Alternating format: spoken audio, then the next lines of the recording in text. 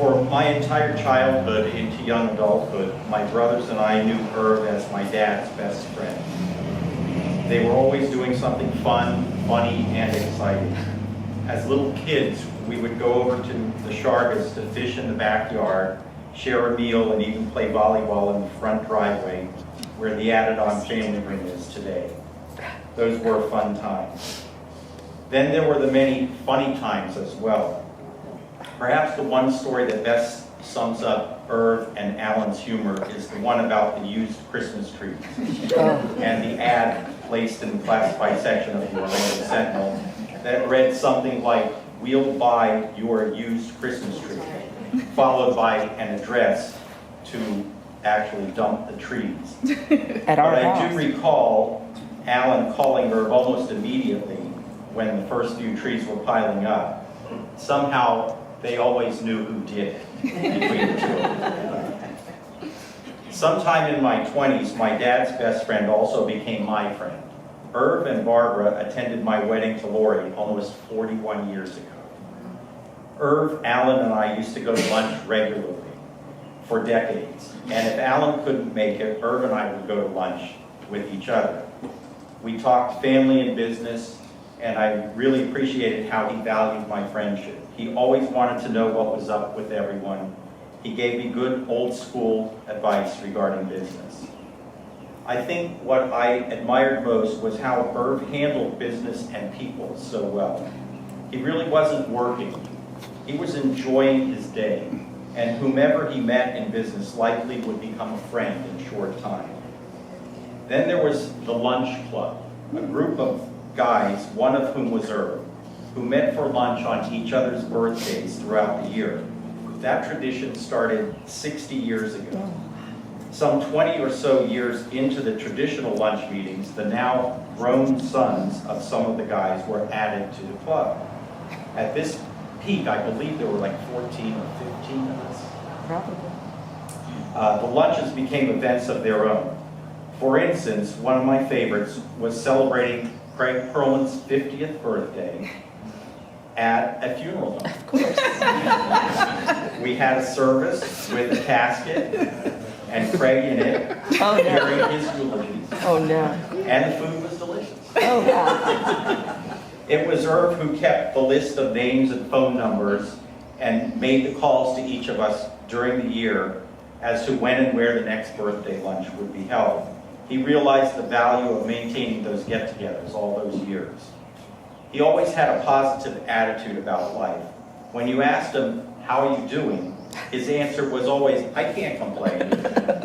He helped many people over the years, and he always did so without any need for accolades. He truly cared about his family and friends, and would go out of his way to see to it that everyone was okay. He tirelessly and repeatedly raised the most money for our Kiwanis golf ball drop year after year. No one could say no to Irv.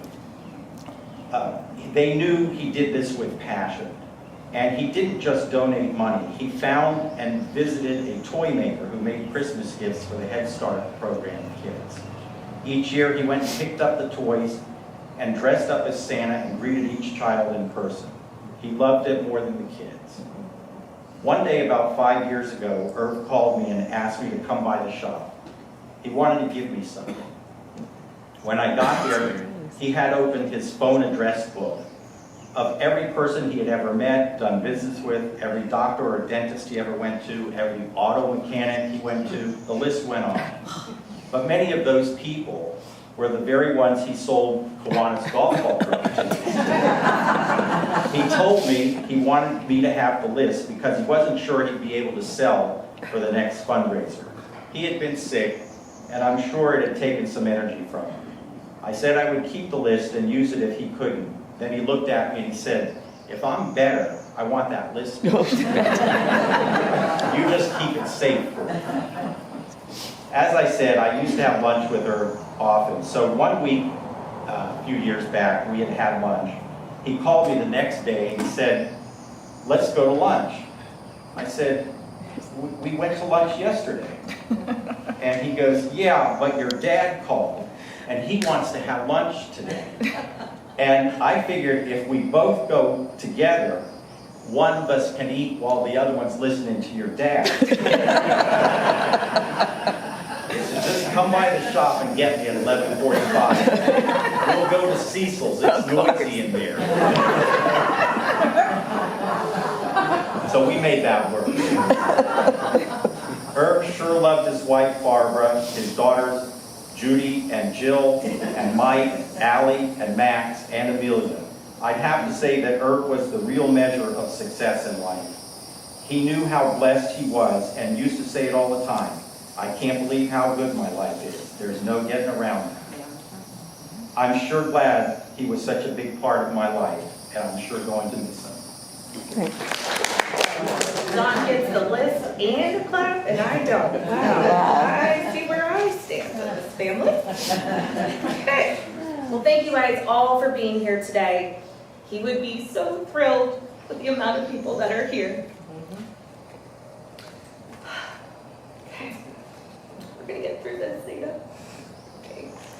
Irv Shargaa, the man, the myth, the legend. Boy, was he legendary. From giving back in the community to loving his family with everything he had, the stories are endless of what a great man he was.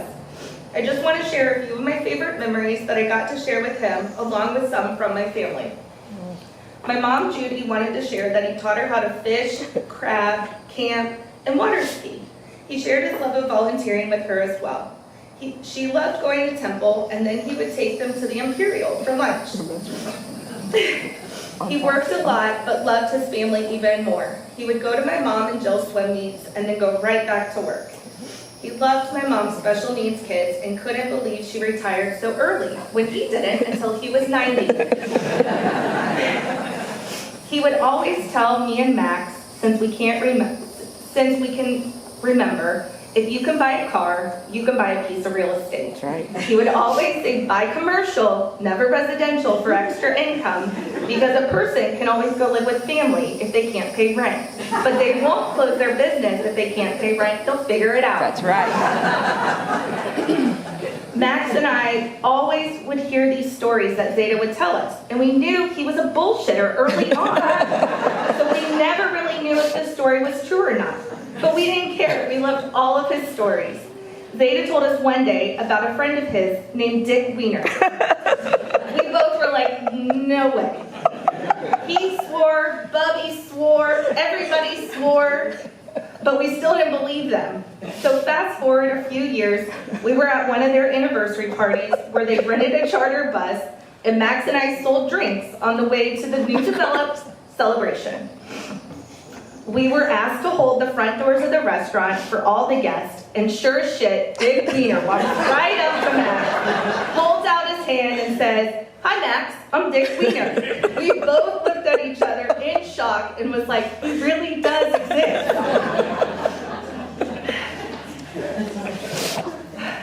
Zeta took out life insurance policies on me and Max when we were 6 months old. My mom used these policies as a bribe to keep us out of trouble during middle and high school. We were told if we didn't drink or do drugs that this life insurance policy had a cash value of $10,000 at 18 and then matured to $20,000 at 21. I, being the rule follower of the family, obliged by these rules and didn't drink until my 21st birthday. Good habit. Max made it to about maybe 18. Max still got his and used his to purchase his home, which Zeta would be very proud of and still was. I still have mine, and it'll be Amelia's wedding fund. So Zeta, Amelia's really appreciative that you took that life insurance policy out on me, and I appreciate it because I'm still famous for being the girl that didn't drink till 21. I would go over to Bubby and Zeta's house once every few weeks with a friend from UCF. They loved meeting everybody for a home-cooked meal and to get some cash. Zeta would always drill the friend with questions about their dad, what their dad did for a living, their family, the 20 questions, all before dinner. The summer of 2004, I lived with Bubby and Zeta for the 6 weeks of summer school at UCF. Zeta and I would go on a bike ride almost every night while Bubby made dinner. And then we would be able to clean up and watch Ken Jennings on Jeopardy for the 75 days he was the champion. And I was told if I went out juking, I was told to be back before they woke up at 4 a.m. That summer was a summer I will never forget. Thank you. Zeta was the only person I know that could walk into an attorney's office, doctor's office, without an appointment. Craig, Jen, Dr. Knight, Yep. any other doctor. And they would clear their schedules for him. I don't even know how he did it, but they would just move appointments around. And I'm like, you need an appointment. Only Zeta could get away with that. When Zeta sold his shop, the next week happened to be my mom's birthday. I called him to see if he wanted to drive over to Tampa to surprise my mom for her birthday. He said, sure, what else do I have to do? I picked him up and off we went. He always likes to tell the driver how to get to wherever you are going. And I always let him tell me. So he told me how to get to I-4, turn by turn. Like I hadn't lived in Orlando for 20 years or anything. It was a great time and a great surprise. We surprised her in her classroom so he could see and meet all of her students. He really loved that. Then, on the way home, we took Colonial from Tampa to Orlando. It took us at least 3 hours, but he had nowhere to be, so we just had to be home before dinner. He would just look out the window and say, wow, is that right? This area is really growing. Then, when we were on our way home, I did not take him by the shop. I just thought it would be too much. It was just a week that he had sold it. So once we passed Michigan, he said, today would have been a great day if we had gone by the shop. Gotta love a man with no filter. That was a great day and a great trip that I'll always cherish. Okay. Yes. Zeta has been in Kiwanis ever since I have known him. I looked up the date and he joined in 1986. I was born in 1985, so only a year I didn't know. I wanted to get to spend some more time with him as I realized he was getting older and I wasn't able to see him as much as I wanted. So I joined Kiwanis in 2016. Boy, am I ever grateful for doing that and cherish the memories of driving him to the meetings, hearing old stories and the group of people I now get to call my friends. His como estas, y'all, whenever he saw Hugo, his how you doing to anyone new to the club. Him telling Robin he wanted a good-looking nurse when it was time he needed one. The story of us almost losing our voting precinct because Zeta and Alan put I voted stickers on people when they left and apparently offended a young lady by giving her 2 stickers to put on her chest. We had to pay a hefty fine for that. The pancake breakfasts under I-4, working concession at Magic Games, getting turkeys donated, and getting gifts for the kids so he could play Santa Claus. When I would drive him to the meetings, if I wasn't at their house by 6:45 a.m. sharp, I was getting a call asking where I was, and he would be sitting on the front porch waiting. Mind you, Kiwanis doesn't start until 7:15, and it's only a 10-minute drive. There you go. He was known in Kiwanis as the #1 golf ball drop ticket seller, like Don mentioned. He would go to every doctor's appointment for the months leading up to the event and make his doctors buy at least $100 worth of tickets. His doctors, still to this day, think they are only $100. The tickets sold individually are $20. Okay, keep that in mind. But he wouldn't give them a choice. It was $100 or nothing. So once I joined Kiwanis, I asked him how he was able to sell over $3,000 in tickets, and that's what he told me. He would never give me those names of those doctors, Di.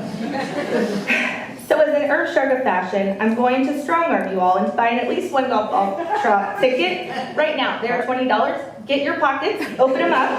I've got a Square, I've got Venmo, Cash App. Let's Ready to go. All right, Allie. I don't have a 20 on me. Do you have a 20? I'm not joking. Like, I'm not joking.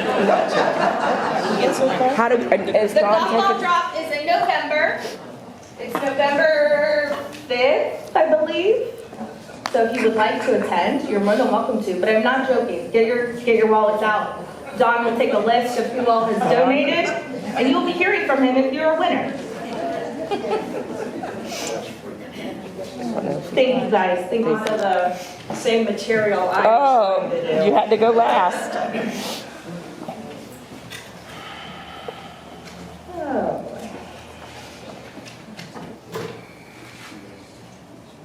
Take a minute.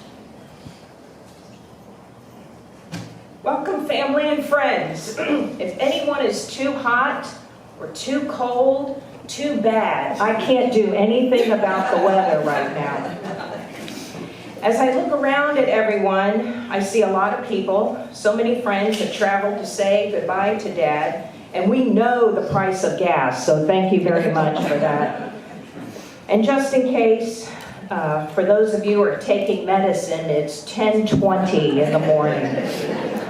Thank you. You know, I've performed in LA and New York and Miami and now beautiful downtown Gotha, Nice. Florida. Dad's life began in St. Louis, Missouri on May 6, 1929. It ended in Orlando, Florida on June 3rd, 2022. He saw his 93rd birthday and his 68-year-long wedding anniversary to Mom, Irv Shargaa, who's sitting right here, who will be 93 in July. Many of you, yes, stood up for 93. Many of you knew our dad through Temple Israel. Could you please raise your hand? Many of you knew him through Kiwanis. Could you raise your hand? Maybe you lived on their block on the north end of Lake Conway. Could you raise your hand?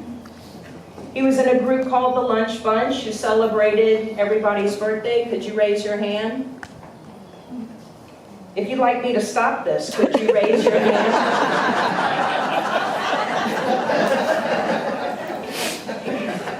Dad knew so many people from all walks of life and loved most of you. He outlived so many of his friends that we have his friends' adult children here with us today. If you were ever short of money, Irv would give it to you, never expecting a payment in return. If you needed a ride anywhere, he would give it to you. And if you ever needed a filthy joke, he would deliver it. Yes.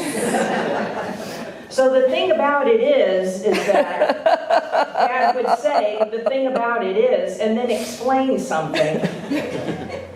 For instance, Judy, the thing about it is that you brought home a lousy report card. And to me, he would say, Jill, the thing about it is that Judy brought home a lousy report card. The other Irvism was, is that right? We mentioned that before. Is that it's pronounced as one word. Is that right?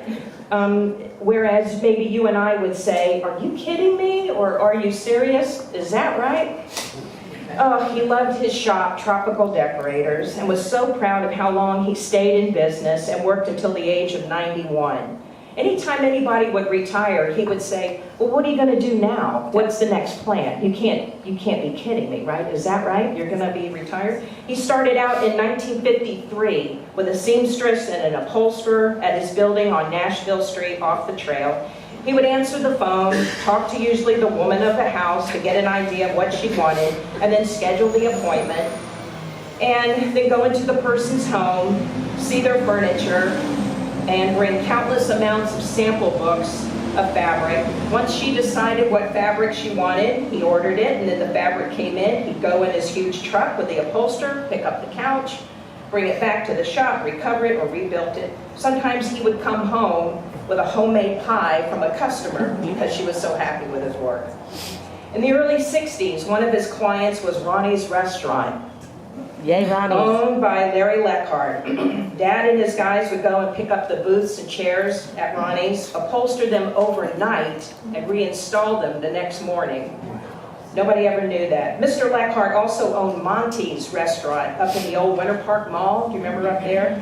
Dad recovered that furniture too. When the company known as Rooms to Go started here in Orlando in 1990, it took so much business away from Dad. People could now buy furniture made quickly and cheaply in China for less money. Dad would say, well, it comes with the Georgia guarantee. If it falls apart, you get to keep both halves. There you go.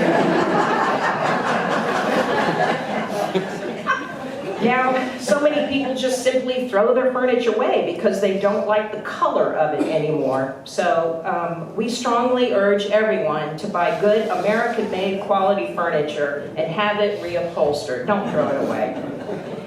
Dad loved watching sports on TV, and this is the truth. Anything involving a ball, he would watch this for hours and hours. He played center position on his football team from Miami High School. He enjoyed working in the yard, riding his mower tractor, and gardening. He loved eating everything. Yes. He was a good eater. Yes, he was. And drinking good scotch. He played guitar and was horrible at it. Really, really bad. Really bad. Really bad. He would sing, "She'll be coming around the mountain," or "On top of Old Smoky," with one chord. And then he would hum and sustain that chord until the next key change. And people were so angry because it would take forever to just sing one song. But he did teach me the chords C, F, and G7, and as it turned out, helped me launch my comedy career. Some of these stories you've heard, I'm going to say it again. In the early days, my folks threw some very wild parties. Their annual Christmas Eve party was legendary. Every Jew in Orlando would show up on the front door, and some of them are here in the backyard, I know it.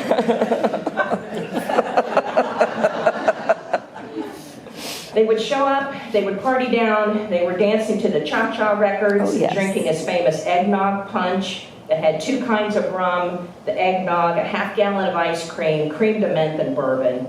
One year, some stranger tried to crash the party. And our friend Julie Bloom asked Dad, "Who's that guy?" And Dad said, "Get him out of here." Julie just shoves the guy right out the He did. Merry Christmas.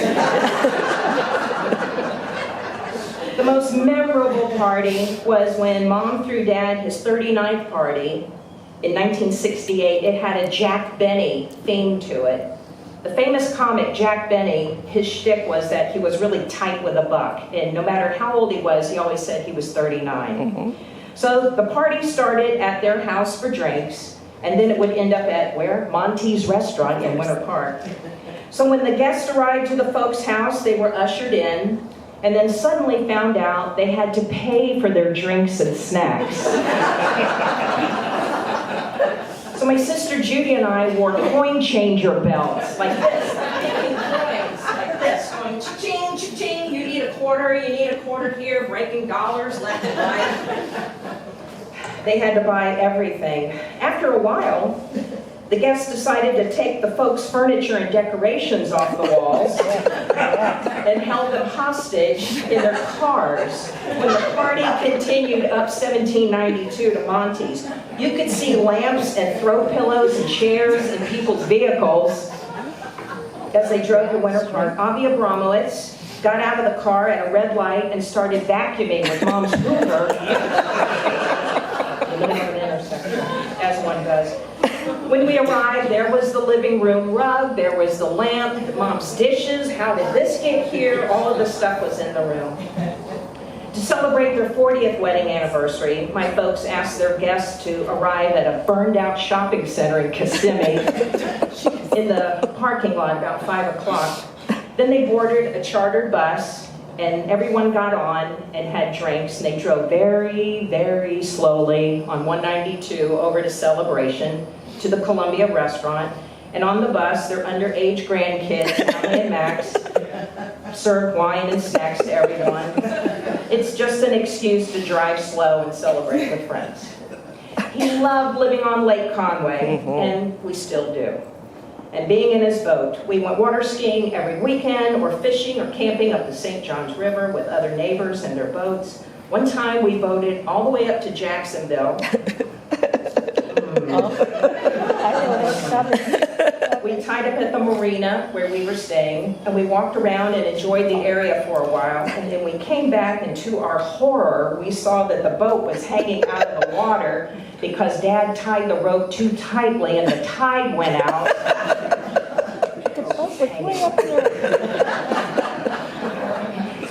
On July 16th, 1969, we put our boat in at Titusville to witness the launch of the Apollo 11 that went to the moon. Apparently, everyone else on the planet had their boat in the river that day. And so immediately after liftoff, every boat on the river decided to leave at the same time. So it was just these seas, these wakes, everything. My God, you could have crossed the lagoon by walking on top of people's boats. It was so crowded. Our folks owned many campers as well as boats. They started off with a small van-sized camper, then a mid-size RV, and then finally a huge 30-foot mobile home that got maybe 8 miles to the gallon, going downhill with the wind at your back. Dad always wanted to see Alaska for his 50th birthday, so they drove there. They drove from here to Juneau, Alaska in the mobile home. He and Mom shut down Tropical Decorators for about 3 months and just traveled that summer of 1979. He came back with a full beard and looked like Rabbi Lumberjack. He kept his beard for 43 years, then it became a goatee, then a mustache, then the nurses at ORMC, or Conway Lakes Rehab, or Delaney Park Rehab, finally at Westminster, shaved it off to add comfort while wearing an oxygen hose. In 1988, Dad had a triple bypass. He was told by his cardiologist to take it easy. During his recovery, his friend Alan Altshuler would visit and tell Irv about the various activities of his Kiwanis chapter. For years, Alan was suggesting Irv join the group, and he would say, "I'm too busy." Dad served as treasurer, vice president, and president of Kiwanis of Central Orlando. He was the chapter's foundation president and chief fundraiser, and helped raise money by selling tickets to the annual golf ball drop. Where is the hat right now? How's the money going? It's back here. Keep it going. All right. He painted fences and houses. He built wheelchair ramps, sold coloring books, put bicycles together, flipped pancakes, collected thousands of toys, convinced Publix and Winn-Dixie to donate dozens of turkeys at Thanksgiving time, and for many years dressed up as Santa Claus for the kids in the Head Start program. Yes, Virginia, there is a Jewish Santa Claus. Dad's sense of humor was often shown in various forms: practical jokes, physical jokes, one-liners, and a shaggy dog story. So, if you're easily offended, I wish I cared, but here they come. I was staying at a hotel. On the nightstand was a Bible. I opened it up and there's a note. If you're an alcoholic and need help, call this number. So I did, and it was the liquor store. Thank you. You'll be telling it Monday, so that's fine. 2 Jehovah's Witnesses knocked on my door. I asked them to come inside and sit on the couch. And I said, "Well, what do y'all want to talk about?" And they said, "We don't know. We've never made it this far."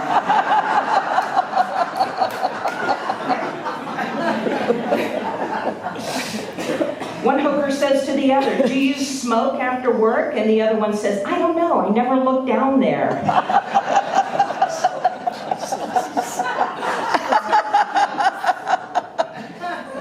One time I broke my leg in 2 places, and my doctor said, "Then don't go to those 2 places." A woman on the train is sitting across from a guy, and she says to him, "You know, you look like my 4th husband." And he says, "Wow, lady, how many times have you been married?" And she says, 3. Okay, this is not a joke. I'm just being honest with everyone. This past week I went to my doctor and she told me to stop masturbating. And I said, "Why?" And she said, "Because I'm trying to examine you."